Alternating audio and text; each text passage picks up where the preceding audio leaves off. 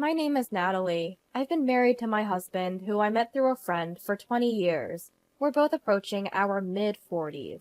We live with my husband, Smith, our daughter, Evelyn, our son, Watson, and my mother-in-law. Before we got married, my husband seemed like a caring and reliable man who loved his mother. However, after marriage, it became clear that my mother-in-law adored her only son, and he often prioritized her over our family. When I tried to talk to him about the tough treatment I received from mother-in-law, he would say, "My mom is right," and he wouldn't listen to me. Life was bearable when we lived separately from mother-in-law, but when our second child, our son, was born, my father-in-law passed away suddenly. Concerned for mother-in-law, my husband suggested we move in with her. Once we started living together, mother-in-law's attitude toward me worsened. We had two kids to look after, and now mother-in-law's living expenses were added to our budget. My husband's income wasn't enough to cover our living expenses, let alone pay off loans, so I had to work as well. Mother-in-law didn't like this and said, "A wife should stay home and take care of the house," and "don't neglect household duties just because you work." But I had no choice but to work. Ignoring mother-in-law's objections, I started working full-time. Naturally, I couldn't devote all my time to housework. Things got tough, and I asked my husband for help. But he would just lounge on the sofa, playing games on his smartphone, even when he was home. Mother-in-law, instead of correcting him, would say, "Smith is tired from work. Natalie should handle everything at home." Moreover, mother-in-law wouldn't lift a finger, even for her own needs, and threw everything onto me. My husband seemed to like this, and stopped doing anything around the house. In the end, while working full-time, I had to handle all the housework and childcare for our family of four, including mother-in-law. To make matters worse, mother-in-law demanded an allowance of $500 a month from our household budget, even though she contributed nothing. Mother-in-law doesn't contribute a single dollar to our household expenses. Of course, all of her food and utility bills come out of our budget.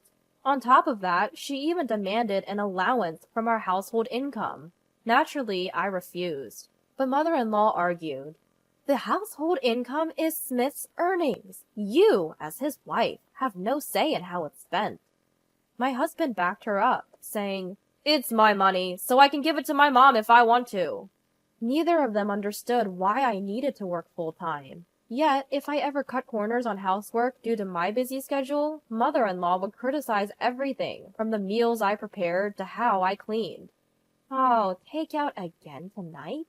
Poor kids," she'd say. Or, "Natalie, your cleaning is really sloppy," criticizing me at every turn. Even when I asked for help with the kids, neither my husband nor mother-in-law would lift a finger. Mother-in-law's favorite line was, "When I was young, I did all the housework and childcare myself."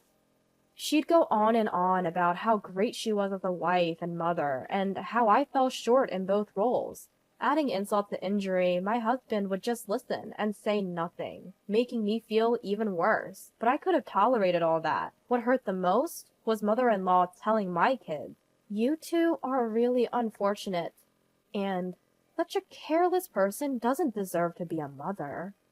I've never neglected my daughter or son, yet she had the audacity to say this. Thinking about how my kids must feel hearing that made me incredibly frustrated. Then one day it came to light that my husband was having an affair.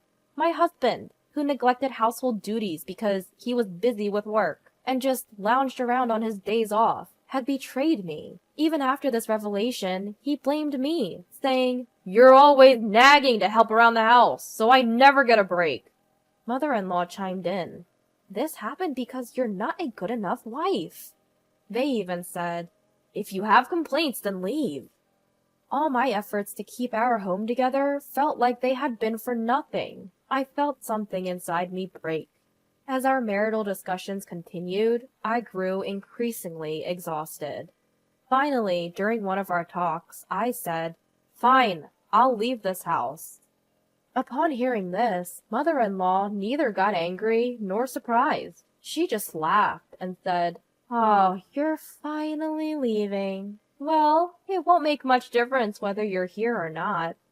Even my husband was indifferent, saying, "With Mom around, it's the same as if you were here. Do whatever you want." He probably planned to invite his affair partner home right away. They both seemed to think their lives wouldn't change a bit if I left. What had all my efforts for the family been for? I felt more empty than sad. It was probably all in vain. When the divorce was settled, I asked my kids, "What will you do?" My teenage daughter and son said, "We'll stay here. Grandma can handle things." "Don't you answer." "I'll stay too." Hearing their answers, mother-in-law smiled smugly. "Well, of course. Who'd want to go with a mother who can't even manage housework or childcare? Don't worry. I'll take care of everything perfectly from now on. Unlike you." She sneered. My husband just said, "I feel better leaving it to Mom." In the end, I left the house without my kids. A few days later, as I was leaving, mother-in-law taunted, "Leaving your kids behind? You're the worst kind of wife." I left home while being ridiculed by mother-in-law. Months after leaving, I'd finally stabilized my life. Then, out of the blue, I got a call. "Natalie? Where are you?" It was mother-in-law. I left my contact info for the sake of my kids, but mother-in-law sounded frantic. "Why do you need to know? I have no relation to that house anymore." "What are you talking about? Our home is a mess because you left." According to mother-in-law, everything had gone downhill since I left. I was inwardly stunned. Unaware of my reaction, mother-in-law continued. "Every weekend, I have to accompany Watson to his soccer club. When there's a match, I even have to drive. And I have to buy drinks for everyone when it's our turn. Plus, there's the muddy uniforms to wash. No one told me parents had to polish soccer balls. Then there's driving Natalie to and from cram school, and it's costing extra from remedial classes. On top of that, Smith's income isn't enough to cover the mortgage, so now he's telling me to work. I had to get a part-time job. And Smith, when he gets home, he just lies on the sofa. He can't even put his dirty clothes in the laundry basket. I'm tired from working part-time, but he does nothing, saying he's tired. I have to do all the housework and laundry for the entire family by myself. And yet, all she does is complain about the food I make. Natalie, please come back." Clearly worn out, mother-in-law's voice was almost a scream, but I calmly responded. "Weren't you and Smith the ones who told me to leave? Weren't you supposed to handle everything perfectly on your own, unlike me?" I could tell mother-in-law was shocked on the other end of the phone. Her current situation was exactly where I had been just a few months ago, working to support the family, handling all the housework and childcare alone, and a husband who wouldn't help. Except she didn't have me to complain about, so she was better off. Probably the woman who was the husband's cheating partner, whom mother-in-law expected as a labor force. The woman my husband had an affair with left him right after I moved out. It would be so. Who would want to join a household with mother-in-law and 2 kids from a previous marriage? They probably thought she would fill the gap I left. But their plan failed, and now mother-in-law finally realized the gravity of the situation. Too late, and this was exactly the outcome my kids and I had anticipated. Of course, I will say this so that there is no misunderstanding. Let me clarify. Evelyn and Watson are very kind kids. They always offered to help, saying, "Mom, let me assist you," or "I can do this myself." They had seen how their father and grandmother treated me and were well aware of it. When I was finally pushed to the point of leaving, I first talked to my daughter and son. They immediately took my side. "You've done enough, Mom. You should leave this house." "I agree. Dad and Grandma are the ones at fault." They even offered to come with me. But then my daughter said, "Even if we leave, Dad and Grandma will never understand the struggles you've been through." "Yeah, they probably feel relieved," my son added. "We can't let that happen. They should realize how hard it's been for you."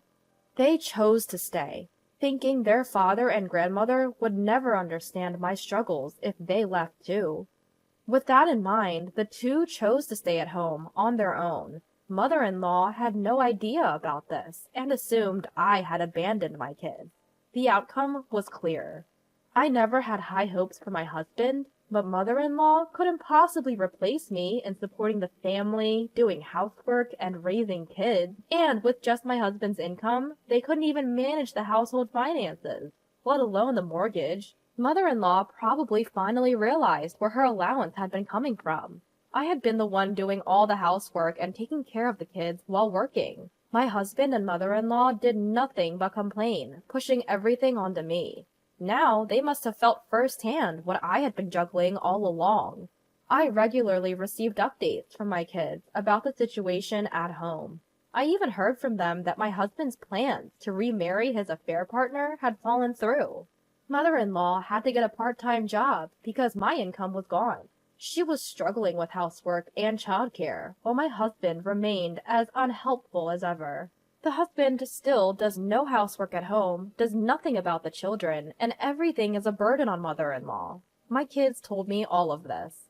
Thanks to them, the house is a mess, and the meals are mostly half-hearted. They must realize now how hard you had it, Mom. They must have understood, more than ever, who had been holding that household together. Please, Natalie, come back. Understood, I replied, and I could hear the relief in mother-in-law's voice. So you're coming back? But I answered, clearly and loudly, no, I'm not coming back. What I realized is that I can't trust you or Smith with my children. I'll be taking my daughter and son. They want that too. What? You left them behind, didn't you? Mother-in-law sounded confused, but I continued.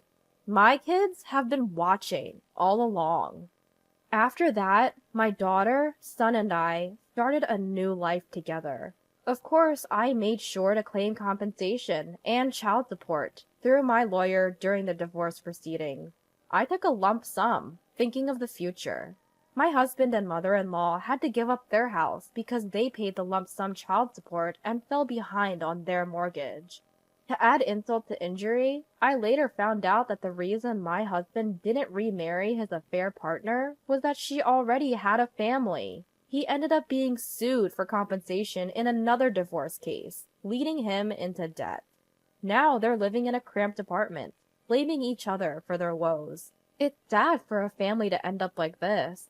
As for us, the three of us are living happily, supporting each other every step of the way.